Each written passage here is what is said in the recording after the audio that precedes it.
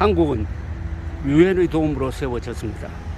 유엔 회원국들이 공인한 정부인데 마적단으로부터 불법적 공격을 받았습니다.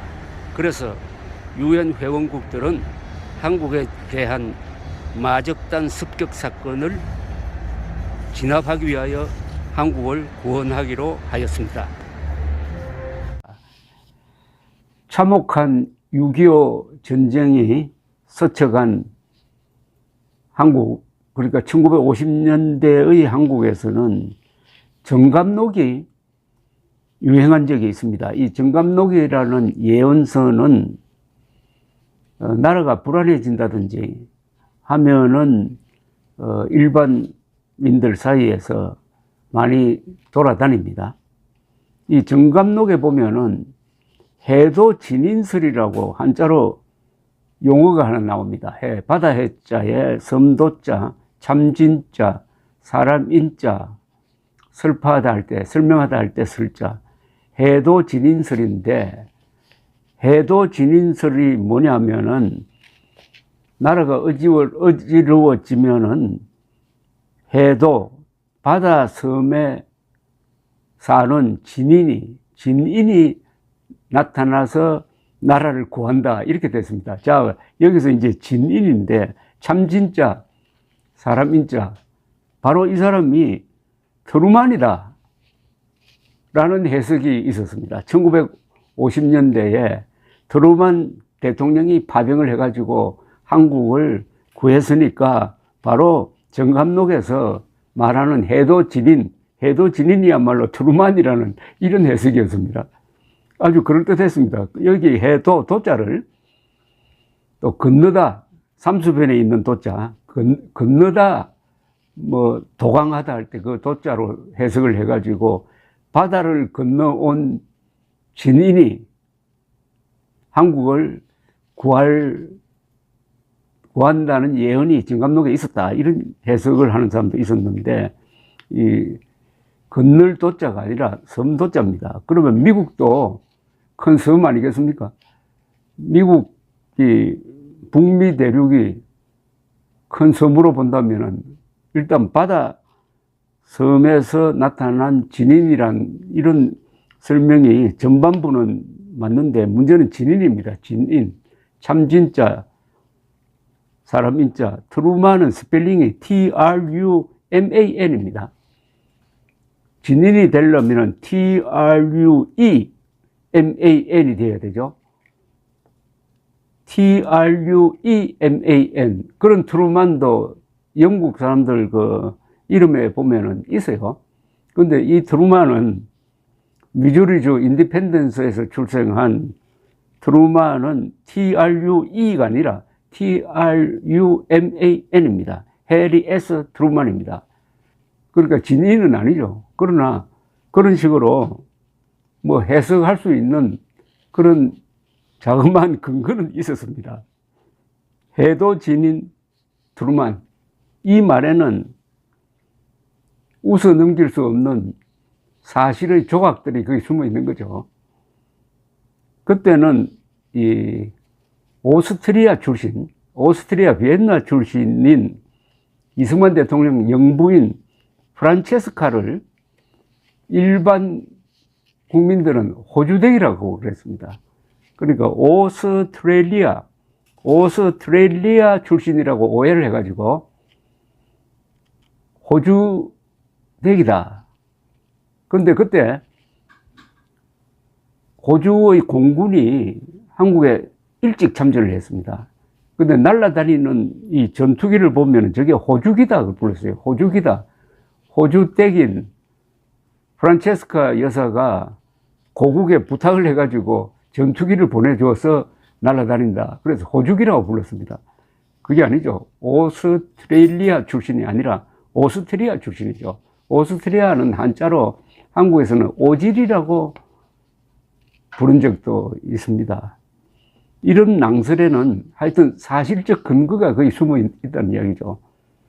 해도진인, 바다섬 출신, 너희 트루만이 대한민국을 구한 건 사실입니다. 구한 건 사실이에요.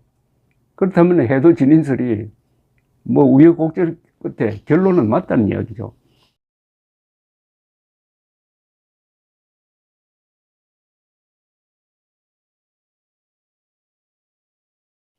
해리 S. 트루먼 대통령은 이승만 초대 대통령과 함께 남북한에 걸쳐서 하는 대한민국 8천만 국민의 생존과 삶에 가장 큰 영향을 끼친 사람입니다. 그는 1945년 8월 히로시마와 나가사키 원폭 투하를 결단을 해가지고 한민족을 해방시켰습니다. 2년 뒤에는 소련의 평창에 대응한 트루만 독트린을 선포를 해가지고 방공 노선을 분명히 했고, 이 노선에 부응한 이승만 대통령의 정부 수립, 방공 정부 수립과 이게 맞아 떨어진 겁니다. 트루만 노선과 이승만 노선이 맞아 떨어져 가지고 1948년에 대한민국이 건국되는데, 그때 3파 역할을 한 조직이 바로 유엔이었습니다. 유엔 감시하의 총선거를 통해서 통일정부를 수립한다고 했는데, 유엔 결의는 북한 지역에서 유엔 감시하의 선거가 이루어지는 것을 반대했으므로 38도선 남쪽에서 유엔 감시하의 선거가 이루어졌던 것입니다. 그런데 이 선거가 유엔 감시단이 본 바에 의하면은 제주도에서 공산 폭동이 일어났지만은 전국적으로 공정하게 치러졌다, 이렇게 판단을 한 겁니다. 그래서 1948년 12월 12일 파리에서 열린 유엔 총회가 공정한 선거를 통해서 수립된 대한민국 정부는 한반도의 유일한 합법정부라고 공인을 해 줍니다. 바로 그 뒤에 트루만이 있었다는 거죠. 그래서 1950년 6월 25일 북한군이 남침했을 때 트루만 대통령은 벌컥 화를 냈습니다. 딘 애치슨 국무장관이 전황을 보고하니까, 딘, we have got to stop the sons of bitches no matter what. 무슨 수를 쓰더라도 저 개자식들을 막아야 합니다. 라고 하고 즉각적인 파병을 결심합니다. 바로 5일 뒤에는 미국 육군이 참전을 합니다. 그 5일 뒤에는 선발대인 미 24사단 스미스 부대가 오산까지 올라와서 내려가는 북한군과 교전을 했습니다. 굉장히 빨리 신속하게 군대를 보냈습니다. 그 사람이 바로 해도 진인으로 오해를 받기도 하는 트루만이었다는 거죠. 뿐만 아니라 1950년 가을 중공군이 개입을 했을 때 메가더 사령관은 유엔군의 총퇴각을 명령을 합니다. 그래서 다시 서부를 내주고 저 수원까지 중공군을 주력으로 한 공산군이 내려옵니다.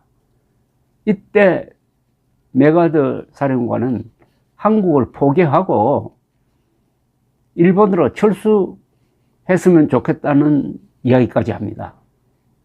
만주 폭격을 해달라, 허용을 해달라, 그리고 중국을 해안 봉쇄하자, 그러지 않으면 한국에서 철수해야 되겠다, 이렇게 했을 때 트루만 대통령은 안 된다, 전투를 해가지고 져서 철수하는 것은 할 수 없다, 그러나 미리 철수하는 것은 안 된다 라고 선을 그었습니다. 이때 또 영국의 노동당 정부 애틀리 수장이 워싱턴으로 달려와가지고 한국전에 너무 병력을 많이 투입하면은 유럽을 지킬 수가 없다, 유럽이 소련의 막강한 군사력에 노출되어 있다, 한국을 포기하자고 했을 때도 트루먼 대통령은 안 된다, 미국은 친구가 어려울 때 버리는 나라가 아니다, 그렇게 하면은 우리 믿고 싸웠던 한국 사람들 다 죽는다 라고 해서 선을 그었습니다. 1950년 12월 중공군이 물밀듯이 내려오고 서울을 포기해야 할 즈음에 워커 미 8군 사령관은 교통사고를 만나서 전사했습니다. 그것도 한국 군인이 모는 3쿼터에 타고 가던 지프가 정면 충돌해서 현장에서 즉사를 했습니다. 그분 후임으로 8군 사령관으로 온 매튜 리츠웨이 장군이 반격 작전을 주도를 해가지고 1951년 3월에 다시 서울을 수복하고 38선까지 밀고 올라갑니다.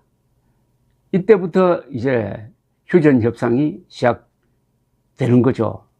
이 휴전 협상 기간에 제일 중요한 쟁점이 방공포로 송환 문제였습니다. 방공포로든 진공포로든 무조건 송환해야 된다 라고 주장하는 사람들도 있고, 아니다, 방공포로를 다시 북한으로 보내줘버리면, 강제 북송해버리면은 북한에서 죽는다, 또는 중국군 포로일 경우에 중공에서 핍박받는다, 그러니까 본인 의사를 확인해야 된다, 이런 양설이 있을 때 트루만 대통령은 본인 의사를 확인한, 본인 의사 존중 포로 송환 원칙을 천명을 했습니다. 이걸 공산당이 안 받아들여 가지고 휴전 협상이 2년 동안 더 끌게 되고, 이 2년 동안 미군이 2만 명이 더 전사를 했습니다. 그러니까 트루만 대통령은 인류의 보편적 가치인 개인의 자유를 지키기 위해서 자국 군인을 2만 명이나 더 희생했다, 이렇게 할 수가 있습니다. 그러니까 지지율이 폭락을 해가지고 1952년 대통령 선거에 한 번 더 나올 수 있었지만은 포기하지 않을 수 없었습니다. 그래서 퇴임할 때는 지지율이 22%까지 떨어졌습니다. 역대 최저의 지지율이었습니다. 그러나 이분이 물러난 다음에 세월이 지나서 1989년에서 91년 사이에 동구 공산권 국가와 소련이 무너져서 냉전에서 자유세계가 이긴 다음부터는 왜 우리가 이겼느냐, 이건 트루만 대통령 공적이다, 이렇게 됨으로써 트루만 대통령의 평가가 급상승해서 45명의 미국 대통령 중에서 트루만 대통령은 랭킹 5위에서 9위까지 왔다 갔다 하는 위대한 대통령으로 평가를 받게 되었습니다. 그런데 한국에서는 이 트루만 대통령이 좀 푸대접을 받습니다. 왜냐? 오해가 있습니다. 메가더 사령관이 원자폭탄을 쓰려고 했을 때 그걸 말렸기 때문에 우리가 북진 통일하지 못했다 하는 낭설입니다. 이거는 낭설에 속아 넘어간 한국인들이 트루만 대통령을 원망하기도 합니다. 당시 메가더 사령관은 중공군 개입에 대해서 오판을 했습니다. 중공군 개입은 절대 없다고 했다가 중공군의 기습을 받고 말았습니다. 그렇게 되니까 정원군을 보내라, 만주 폭격하도록 해달라, 그리고 중국 해안을 봉쇄하도록 해달라, 도저히 트루만이 들어줄 수 없는, 또 당시에 미군 병력은 160만 정도밖에 되지 않았습니다. 여력이 없었어요. 그래서 휴전 협상 쪽으로 간 것인데, 그때 메가더의 요구를 왜 들어주지 않았느냐, 트루만 때문이다 해가지고 메가더를 축에 세우면서 트루만을 깎아내리는 이런 풍조가 한국에 있었습니다. 그 대표적인 예가 인천 자유공원에 당당히 서 있는 메가더 동상과 임진각 평화공원에 좀 방치되어 있는 트루만 대통령, 자그마한 트루만 대통령의 차이가 아니겠습니까? 다행히 그러나 이제 오는 7월 27일 한국전의 결전장 다부동에 이승만, 트루만 두 분의 동상이 당당하게 서게 됩니다. 이 동상은 광화문 세종대왕 동상을 만든 김영원 선생이 제작한 것으로서 높이 4m 20cm가 되는 아주 큰 작품입니다.